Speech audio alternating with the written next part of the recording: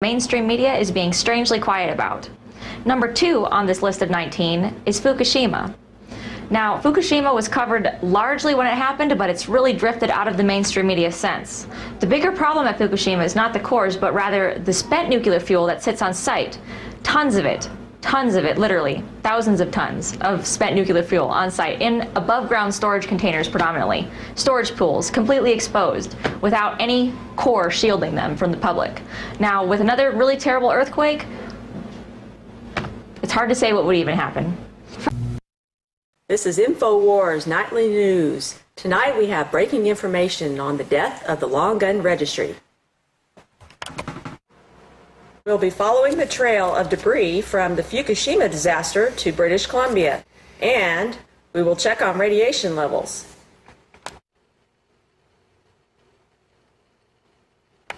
And we'll be talking to Canadians about smart meters.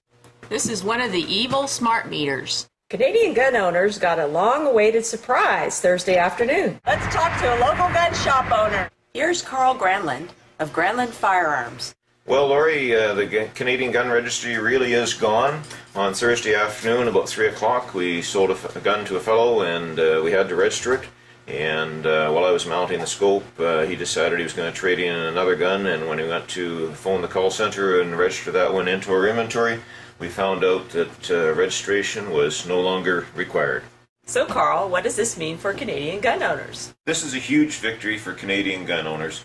The government has wasted billions of dollars over the last 14 years, and we're just so relieved to see it gone.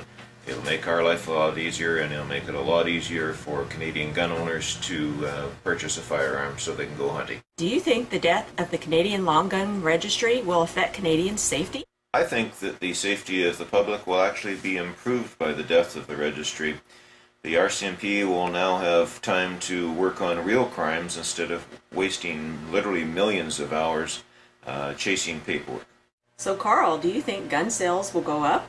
They already have. We're starting to see the guns come out of the closet now, now that there's no danger of going to jail for having an unregistered gun. And people have to realize this is such a great thing for young kids that are trying to get into the market. Their dad can buy them a used gun now at a reasonable price and get them started. And it's also a good thing for widows who are trying to dispose of an estate. They can sell the guns readily now without having to worry about running afoul of constantly changing rules and paperwork that often result in a catch-22 situation. Well, there you have it, folks. You heard it here first on INFOWARS Nightly News. The Canadian Long Gun Registry is dead. This is Monday, April 23rd, 2012, and I am your host, Charles Lester, broadcasting from the battlefield in the war for your mind. Welcome to the InfoWar. Without doubt, in America, there is an awakening happening. And because of this awakening, the predictable, the population is beginning to question the official narratives, and thus, for the first time in modern history, there is an actual resistance forming to the ever-increasing instances of our government's power grabs. How does this government respond? My position is that it responds by the age-old ploy to divide after distraction and ultimately to conquer the populations of the world. Leading off, we have a video clip that was first aired back in March on Channel 13, the local CBS affiliate in Baltimore.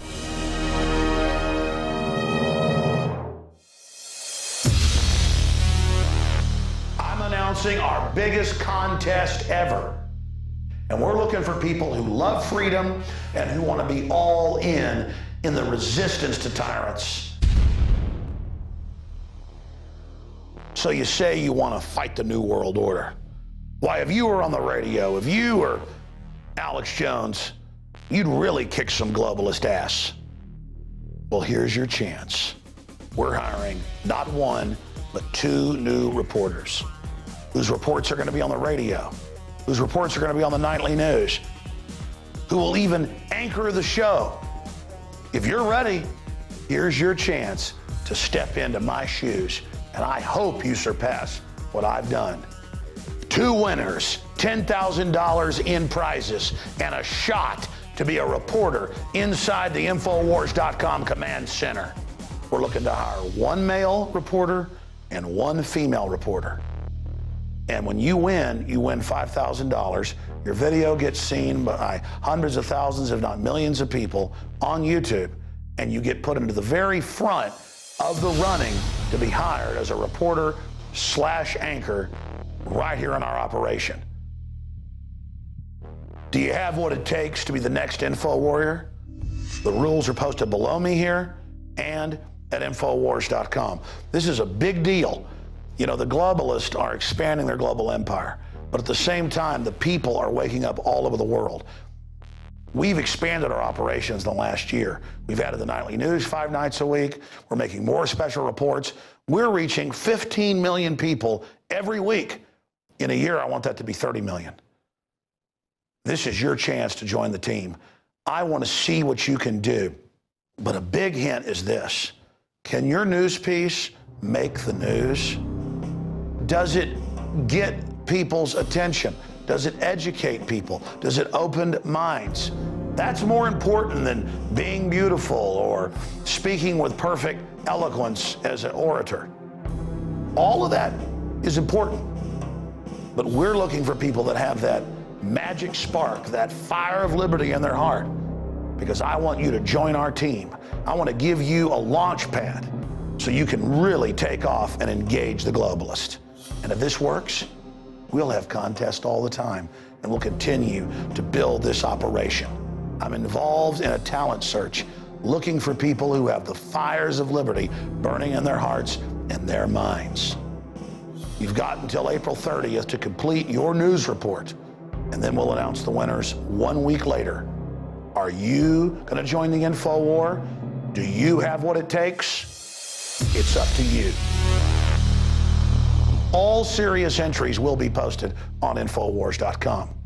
So everybody wins. You're getting the message of liberty out, and that's what really matters. But in the final equation, it's not about showing Alex Jones what you got. It's about showing the world and the globalist that no army can stop an idea whose time has come. Join me in the Info War.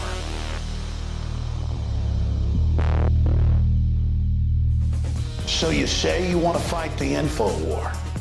You say you want to go head up against the New World Order. You can do a better job than Alex Jones? I know you can. And here's your chance to prove your mettle.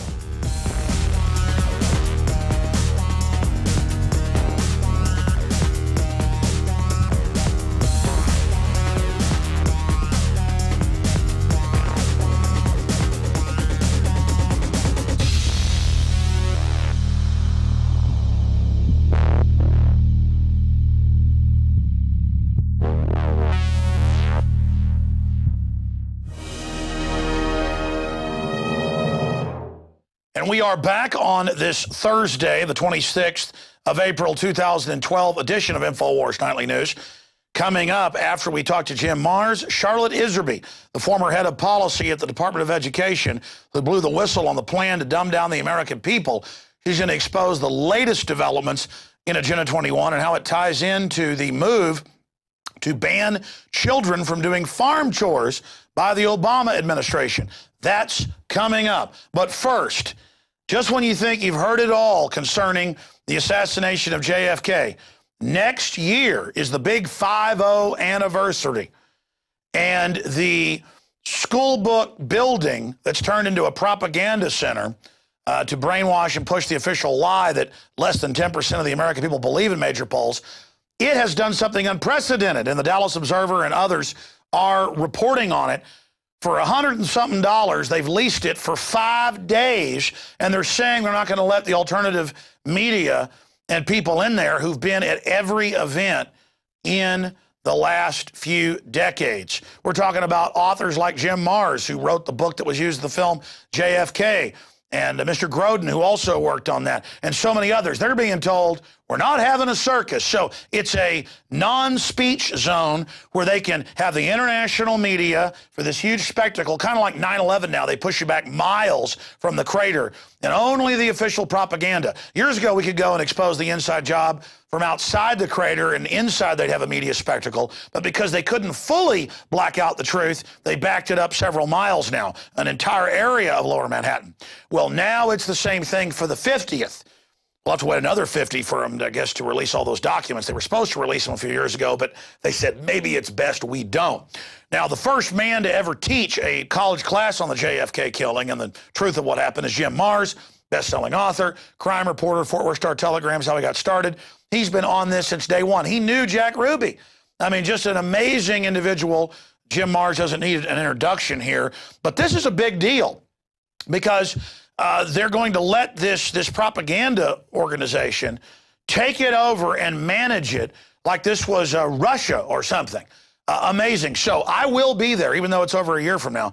I will be there, and I'm calling on tens of thousands to come. So there's such a spectacle that they cannot shut down free speech. Because even if you believe in the Easter Bunny, Santa Claus, and that a lone gunman killed JFK, even if you believe in the Keebler elves, even if you believe in unicorns and pixies and elves and Marvin the Martian, and you believe that's all real, and you believe the official story of JFK, that's your business. Don't you, though, believe in the First Amendment? Joining us from outside DFW is Jim Marrs. Jim, this is unprecedented. Break it down for us, and the fact that there is somewhat of a furor there in Dallas over this. Well, unprecedented is absolutely correct, because I know for a fact that several organizations, several times, people have gone to the city of Dallas to see if they couldn't, lease or rent for the day or something, Dealey Plaza, and they're told, no, you can't do that. It's a public park, supported by public tax money. And yet the 6th Museum, which is a creature of the Dallas Historical Society, which is made up of the largely of the wives, sweethearts, daughters of the ruling class in Dallas, have designated that it's going to be their public park for about a week before and after the. So the dilettantes are saying your public park can go to hell. This is Soviet Russia. Get used to it. Well, essentially, that's about it. They have leased the whole thing for the day for $110. Okay, plus apparently they put up a $200 damage deposit, which I assume they'll get back. So I guess it comes to $310, but they get $200 of that back. What's interesting is in the past, people have come there every November the 22nd, and to the best of my knowledge, it's always, and several times I've been there, it's been very somber, very considerate, and people pick up their own trash, and the place isn't looted at all. It's the way things should be in a public place. But this time, they realized that the entire focus of the world media will be on Dallas on the 50th anniversary of the Kennedy assassination. And apparently they are taking these moves to try to restrict and suppress anything other than the official lone assassin theory. And by the way, that's going to backfire. I mean, I've looked at hundreds of scientific polls, as you have. It's most of them are above 90%, sometimes 85, 87. It's well over 90%. They've already lost. The prostitute media, the New World Order, is going to, not talk to you anyways. I think this is going to backfire on them. I think this is going to be. And by the way, what about this, Jim? I want you to comment on the backfire. But before I forget, what about the fact now that they are showing us this form? They're going to have discrimination lawsuits on them now if they don't lease it out to other people in the future. Exactly. This is the biggest, stupidest thing Dallas has ever done. By the way, Alex, you've been to Dallas many times, and you see signs to the zoo, to the aquarium, this way to Stemmons Freeway. Have you ever seen a sign that says this way to Dealey Plaza?